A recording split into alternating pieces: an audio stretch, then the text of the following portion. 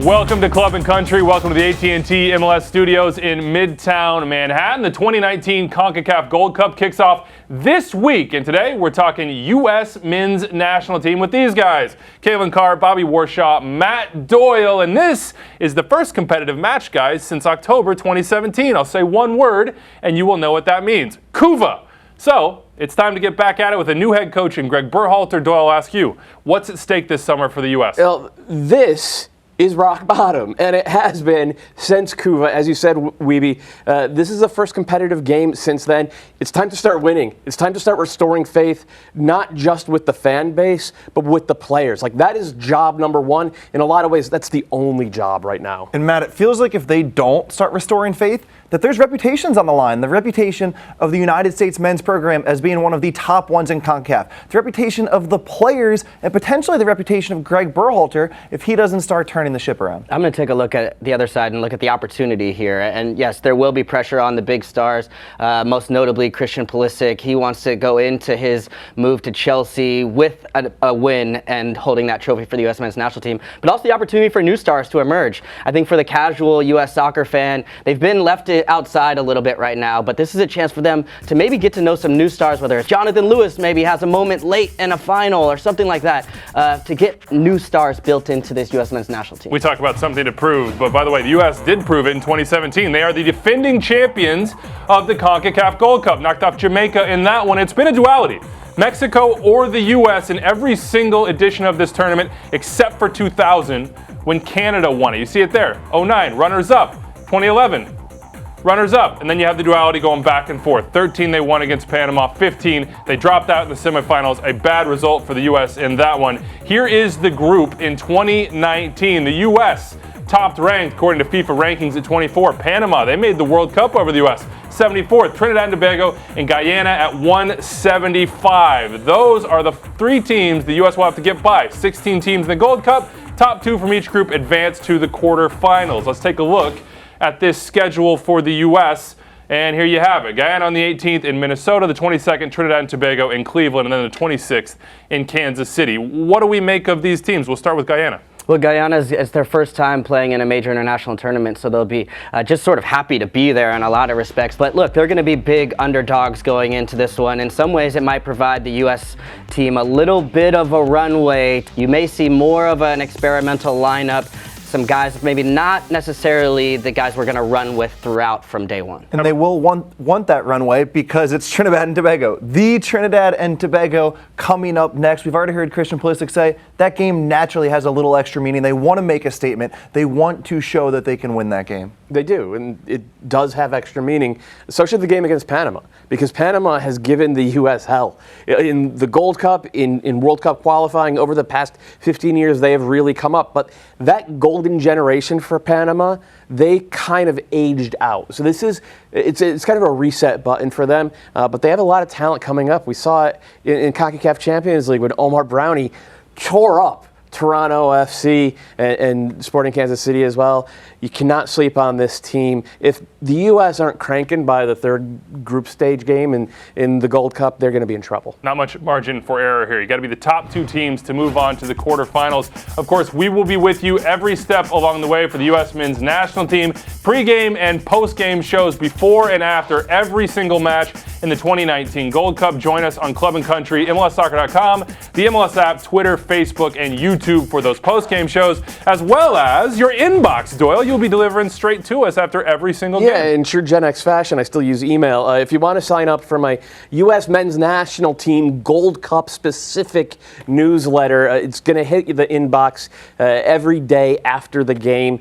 It's MLSsoccer.com/newsletters/sign up, so you'll get my regular columns, and then the day after I digest a little bit, you'll get some more thoughts. So you take time off Twitter sometimes to check email?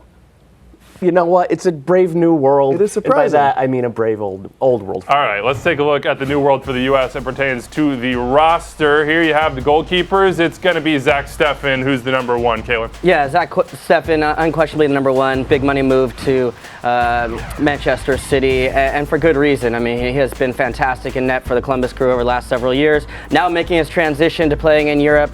He's had some issues lately, playing out of the back a little bit, but that's been a strength for him throughout. I think Greg Berhalter will stick with him, of course, and also continue to encourage him to play out of the back, because that has been a big strength of this new identity alongside this U.S. men's national team in possession. Big part of realizing that identity is Zach Steffen in goal. Here are your defenders: Nick Lima, Omar Gonzalez, Walker Zimmerman, Tim Ream, Reggie Cannon, Daniel Lovitz, Matt Miazga, and Aaron Long. And Andrew, the name we don't see, Tyler Adams, heartbreaking, a late omission. Into his spot comes Reggie Cannon. I think the part to look for here is, how does this impact the way Greg Berhalter wants to play? Does he have that right back play the same hybrid right back center midfield position, or does he go with a more traditional setup with the normal right back that we're used to seeing from most teams every week? Here are your midfielders: Michael Bradley, Will Trapp, Weston McKennie, Christian Pulisic, Christian Roldan, and Dwayne Holmes making his way into this roster, but it's all about the 10. It's all about Pulisic. Yeah, this has got to be his team. This has got to be his summer. He's,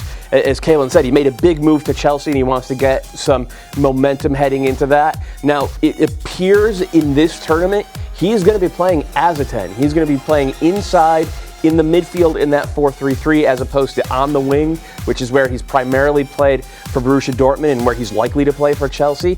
I don't think it's the best way to use him, but we're going to find out, because just as with Tyler Adams, Greg Berhalter has a very specific idea of how he wants these guys to line up. $73 million. That's a lot of money. Time to prove that price tag both at club and country level. For Christian Pulisic up top, said they could only carry two center forwards, Calen. That means you have Josie Altidore as well as Gyasi Zardes. No Josh Sargent for Greg Berhalter on the wings. Arriola, Morris, Lewis, Boyd, those are your options, but it comes down to Josie, as we saw against Venezuela. Yeah, I think the disappointment in not having Sargent, whether Christian plays as a midfielder or striker, doesn't really matter much to me. He'll be in the attack, but it is about Josie.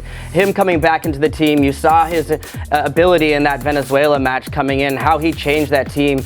I think underrated passer, able to get in control of the ball, even dropping off the line, hold up play, getting in behind, scoring goals. Josie Altidore is going to play such a big role, needs to find these big moments that he's found for club and country in the past. But I think this is sort of a new opportunity for him to set the past behind, be healthy, and really lead the line for the U.S. All right, Josie Altidore, so important for the U.S. national team. Let's now go to our AT&T call to the field. Susanna Collins caught up with the U.S. men's national team after their loss to Venezuela in Cincinnati. I think we're going to have 7 days of training. The idea that everyone will be here, we can truly focus on what the game plan will be, what the movements will be, and building character after two tough results will be key. I don't think we have any other option, and I think the goal coming into this camp is obviously to win Gold Cup, and none of that changes. We still believe in this team, still believe in the ideas that we're rehearsing each and every camp, and ultimately this is going to be one of those times where we got to band together and our backs are against the wall a little bit, and it's important that we stay focused as a group, knowing that our mission is to walk away lifting the trophy again. I think we obviously believe in ourselves, and we know there's going to be doubters, especially after two results like this, and it's our time to prove them wrong. This is a great team, great coaching staff, great ideas, great system, and it's just a matter of us executing in the end.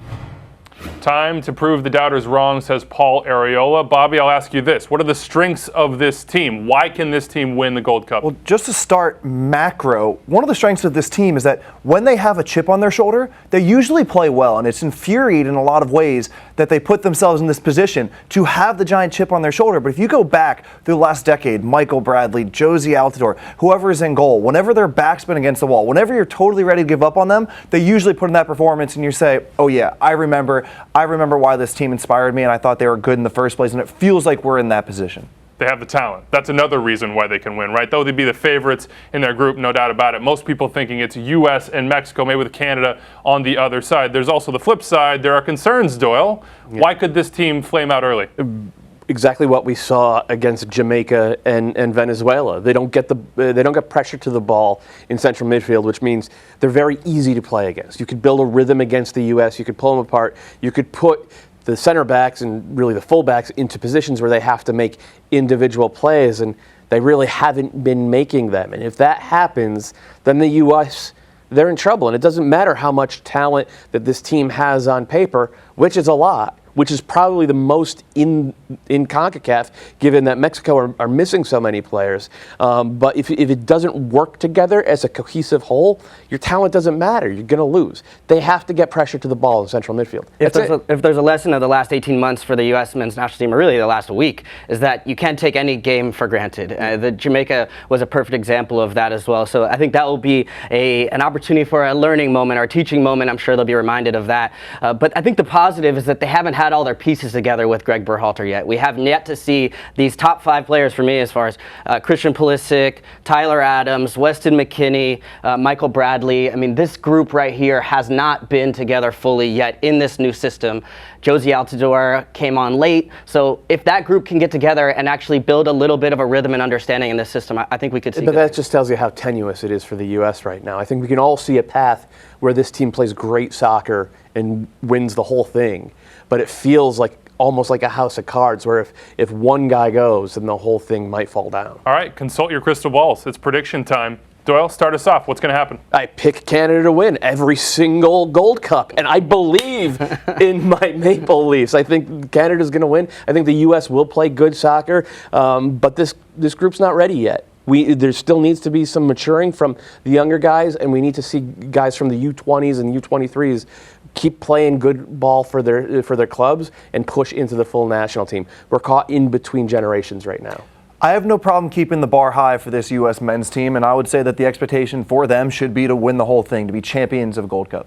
I think it'd be pretty hard to pick the U.S. to win after their recent form and really lack of confidence right now within the group. I think Mexico probably the favorite for me, but I think the U.S. can get to the final. That would be the mark for me, is whether this is successful or not. Get to the final and restore some faith. All right, every step of the way, we will be there with you on Club and Country pregame and postgame shows for every U.S. men's national team match at the Gold Cup. We will also cover Canada, of course, Matt's darling, Mexico, all other 13 teams in this tournament as they chase regional glory. Tune in on MLSsoccer.com, the MLS app, Facebook, and Twitter. The post-game shows will also be on YouTube. The tournament starts very soon. Tune in coverage on MLSsoccer.com.